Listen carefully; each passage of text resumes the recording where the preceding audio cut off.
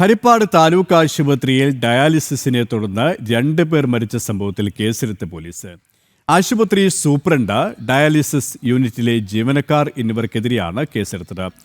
ചികിത്സാ പിഴവ് ചുമത്തിയാണ് ഹരിപ്പാട് പോലീസിന്റെ നടപടി.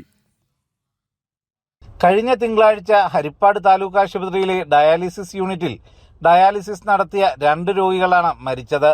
ഒരാൾക്ക് ഗുരുതര ആരോഗ്യ പ്രശ്നങ്ങളും ഉണ്ടായി. ഇതുമായി ബന്ധപ്പെട്ട് DMOയുടെ നേതൃത്വത്തിലും ആരോഗ്യമന്ത്രി വീണ ജോർജിന്റെ നിർദ്ദേശപ്രകാരം ആരോഗ്യവകുപ്പിൽ നിന്നുള്ള മറ്റൊരു സംഘവും ഡയാലിസിസ് യൂണിറ്റിലെത്തി പരിശോധന നടത്തിയിരുന്നു.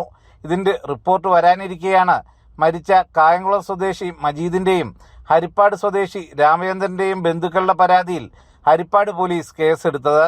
ചികിത്സാ പിഴവ് ചുമത്തി ആശുപത്രി സൂപ്രണ്ടിനും ഡയാലിസിസ് യൂണിറ്റിലെ ജീവനക്കാർക്കുമെതിരെയാണ് കേസ്.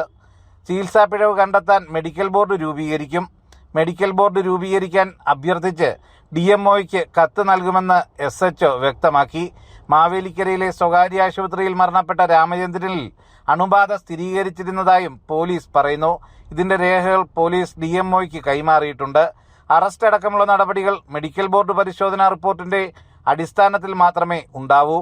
ജനം, ആലപ്പുഴ.